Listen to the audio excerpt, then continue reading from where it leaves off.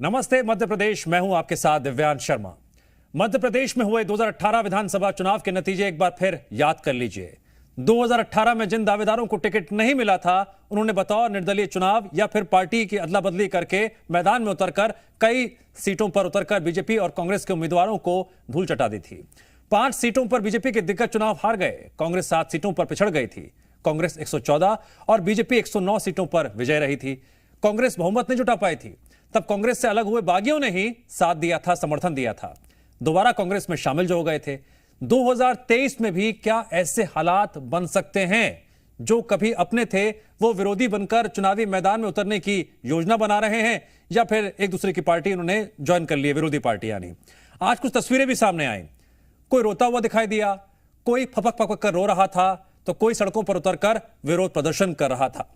Ground पर जो हालात दिखाई दे रहे हैं उसके मुताबिक एमपी में कांग्रेस करीब 40 से ऊपर सीटों पर और बीजेपी 25 से ज्यादा सीटों पर विरोध और बगावत का सामना कर रही है। चुनाव लड़ने वाले बागियों की कुल संख्या कितनी हो सकती है, नामांकन के बाद ही तस्वीर साफ हो पाएगी। लेकिन ये बागी अब खुलकर सामने आ गए हैं। विरोध की आंधी तेज हो रही है और अब सवाल यही है, ये बागी किस पर पड़ेंगे भारी? करेंगे डिबेट, लेकिन पहले सुनिए बीजेपी और कांग्रेस का बागी और बगावत पर क्या कहना है। छानबीन करके निष्पक्षता से टिकट दिए गए हैं। ऐसे लोगों को टिकट मिला है जिनको को कहे नहीं साहब हम तो कांग्रेस के वर्कर हैं। हाँ, उनका आंकलन हुआ, दिया। और जो दिल्ली भोपाल थी करते रहे, खर्च हो गया, टिकट नहीं मिला तो नाराजी तो होना है। इतने बड़े राजनीतिक दल में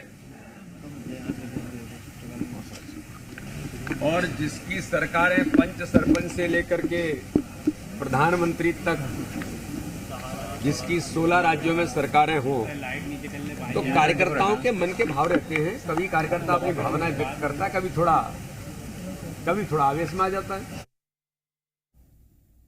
जी हां, कांग्रेस नेता दिग्विजय सिंह ने और बीजेपी के प्रदेश अध्यक्ष वी डी शर्मा ने बगावत और बागियों को लेकर जो कुछ कहा आपने सुना। संकेत भी है लेकिन चिंता भी नजर आ रही है।